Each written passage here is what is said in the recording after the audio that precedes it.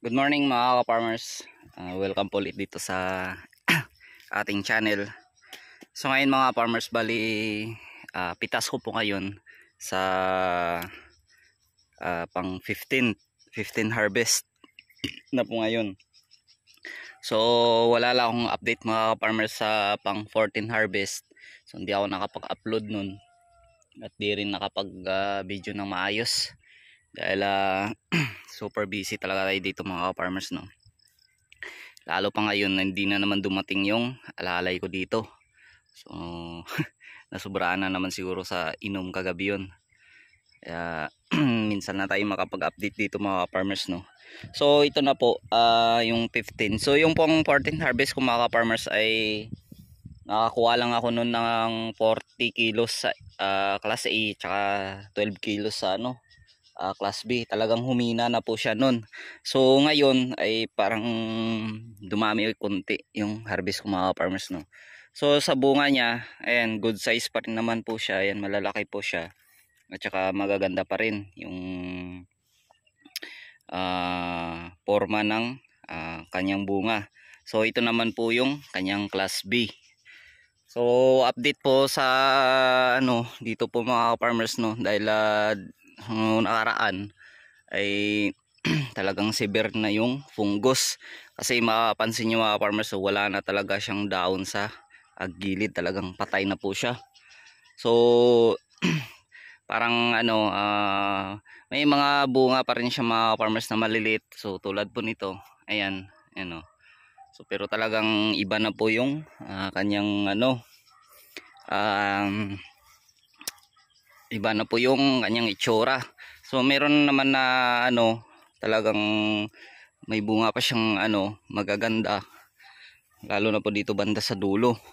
So mamaya bali mag-i-spray pa ako dito dahil may nabili pa ako doon na na Privaton.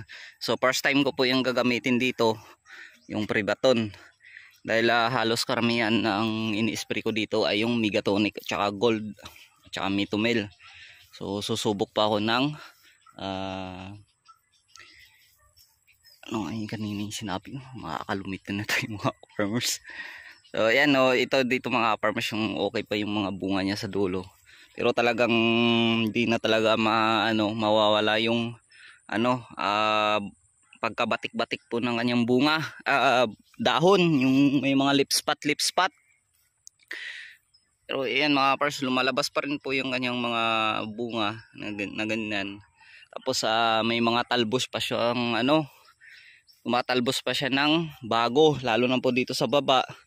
May napapansin ako dito mga farmers, so ayan, tulad po nito, ayan, galing po yan sa baba. So maganda po yung ng dahon niya, yan, galing po sa puno niya. Tapos ayan, parang nagkasuwi ulit siya ng bago. Dahil sabihin natin mga farmers, 3 months na po itong aking ampalaya. So bata pa rin dito. So kasi sa iba umaabot talaga ng 6 months to 5 months to 6 months. Yung sa akin 3 months pa lang, ganito na po yung itsura niya. So naka 15th harvest na rin po ako. So okay na rin po dahil kumita na rin po ako dito sa aking ampalaya. So bali nakatanim na rin po ako dun mga farmers sa taas, yung pahabol. Ayun, yung dun sa taas na plastic mulch, nakatanim na po ako dyan kahapon. So hindi pa yan tutubo. So pero yung yung itinanim ko kahapon dyan ay nakalabas na po yung mga ugat niya dahil binababad ko po yan sa tubig at saka binabalot ng basang tela. So bago ko itanim, itanim dyan sa mga plat ay nakalabas na po yung ugat niya. So mabilis lang yan, sa loob ng 3 araw tutubo na po sila. So ito yung laging pinagbibisihan dito mga farmers, yung mga bago kong tanim na sili. So Laba F1 po yan. At saka dito rin busy rin pa ako dito sa pagdadamo sa aking talungan, sa gilid ng sa gilid po ng plastic mulch. So nakapag-spray rin kasi ako dito ng herbicide, kaya lang parang sa gitna lang po talaga mga farmers, no, yung mabawasan lang po yung mga damo. Yung sa gilid niya talaga ay kinukuha ko na, kaya talagang naghahabol tayo ng oras. Ayan, ito mga farmers, tulad po yun ng mga damo dyan sa gilid malapit sa puno.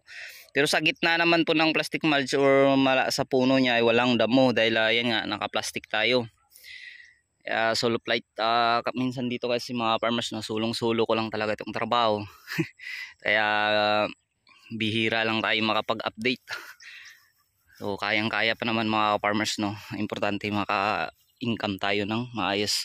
So may last harvest pa ako dyan sa sweet corn ko. Tsaka mayroon din po akong harvest dun sa kalabasa. So sabay-sabay po yan ngayon.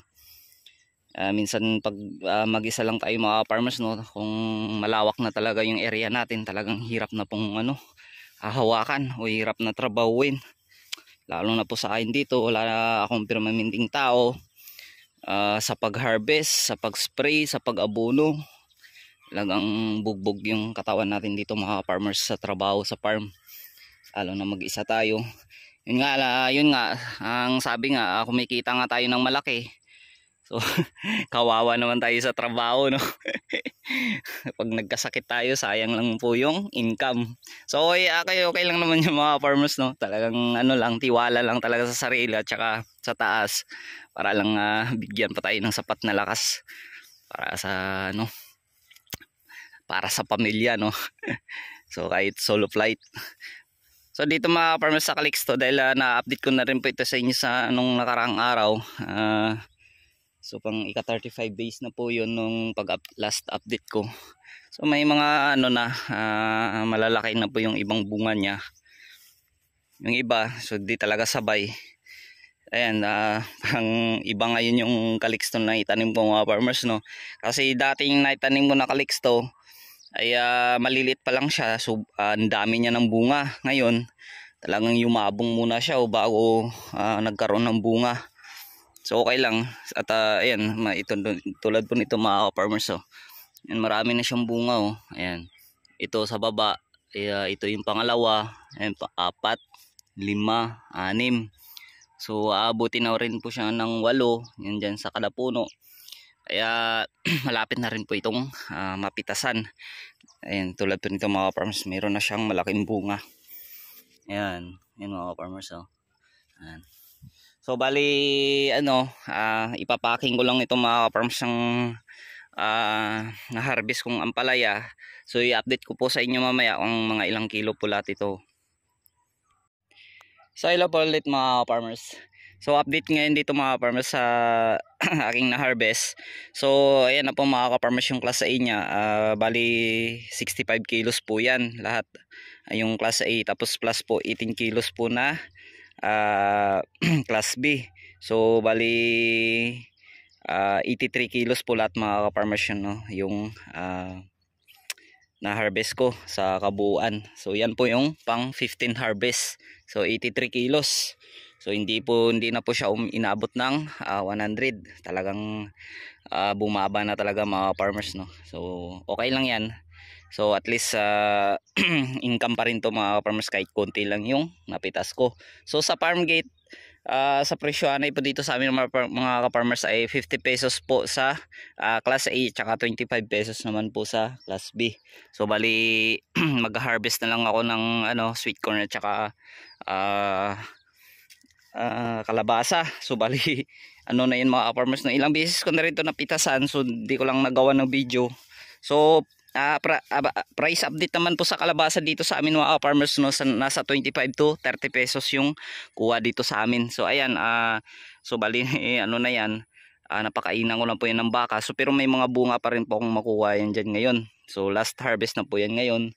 So bali dito rin sa aking sitaw, so pahina na rin po ito ng pahina. Ayan, no, dahil tumanda na rin siya mga farmers, no. So bali tatanim na lang ulit ako ng bago dun sa pagtatamnan ko po ng ampalaya. So yan, bali hanggang dito na lang po mga ka-farmers, no, yung video na to dahil busy ulit. So busy na naman tayo. So ayan, maraming salamat po sa lahat ng sumusuporta po dito sa aking channel. God bless po sa lahat at saka happy farming.